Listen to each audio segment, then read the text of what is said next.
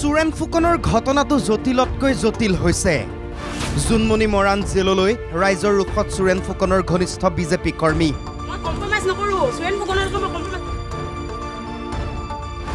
BJP কৰ্মীক মুণ্ডন কৰি দিলে ৰাইজে।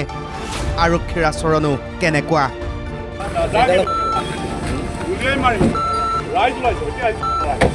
কম সময়ৰ ভিতৰতে ডিগবৈৰ এই ঘটনাত সলনি হৈছে দিশ।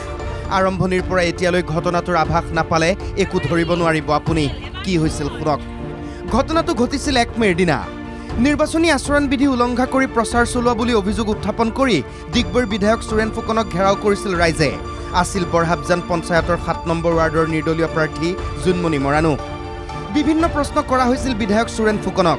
তাৰ পাছতে সুৰেন ফুকনৰ সমৰ্থকে ডুমডুমা থানাত ৰুজু কৰিছিল গোচৰ। আৰক্ষীয়ে আটক কৰিছিল জুনমণি মৰাণক। জুনমণি মৰাণক প্ৰেৰণ কৰা হ'ল জেল হাজতলৈ। জেললৈ যোৱাৰ সময়ত সুৰেন ফুকনক উদ্দেশ্যি জুনমণিৰ মন্তব্য। কাৰণ কেলে মই কম্প্ৰমাইজ নকৰোঁ। সুৰেন ফুকনৰ মই কম্প্ৰমাইজ। সুৰেন ফুকনে কি চিনি পায়? অকল জেল কেছ চিনি পায়। মই চিনি পাওঁ কি স্বাভিমান আত্মসন্মান। মোৰ স্বাভিমান আত্মসন্মান মই শ্ৰদ্ধাঞ্জলি দিব নোৱাৰোঁ। তহঁতি নেকান দিবি হে, নেকান দিবি তহঁতি। এয়া নিশাৰ ঘটনা, দিনতেই কাণ্ড।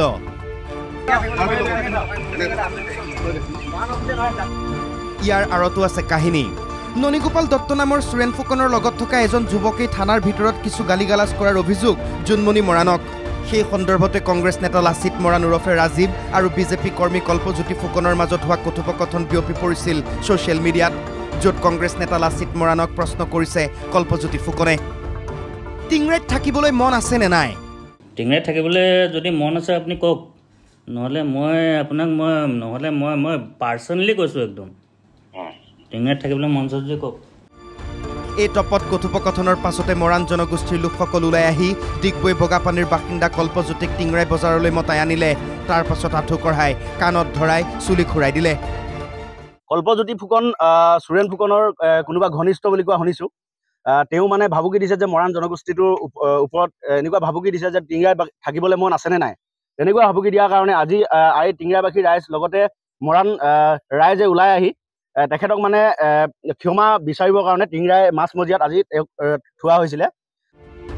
বহু সময়জোৰা এই পৰিস্থিতিৰ পাছত ঘটনাস্থলীত উপস্থিত হ'ল আৰক্ষী। কল্পজ্যোতি ফুকনক উদ্ধাৰ কৰিলে আৰক্ষীয়ে। মৰাণ ছাত্ৰ সন্থাৰ ডিগবৈ আঞ্চলিকৰ প্ৰাক্তন সভাপতি আকাশ মৰাণকো ডিগবৈ আৰক্ষীয়ে আটক কৰি থানালৈ লৈ গ'ল।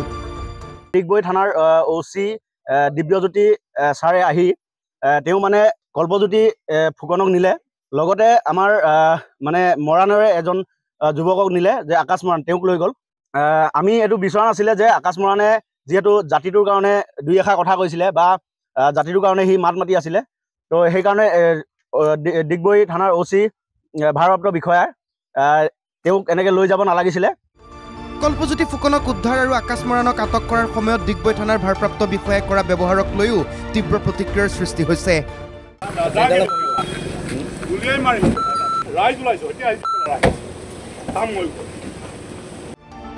ইপিনে কল্পজ্যোতি ফুকনৰ মাতৃয়ে উত্থাপন কৰিছে কেতবোৰ গুৰুতৰ অভিযোগ।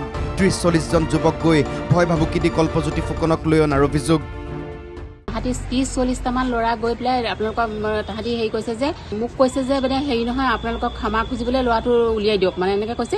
আৰু তেতিয়া কৈছে যে আপোনালোকৰ আগফালে গাড়ীখন আছে, গাড়ী জ্বলাওঁ, আপোনালোকে টিংৰাইত কেনেকৈ থাকে মই চাই ল'ম, মানে আপোনালোকে টিংৰাইত কেনেকৈ থাকিব মানে এনেকৈ কৈছে।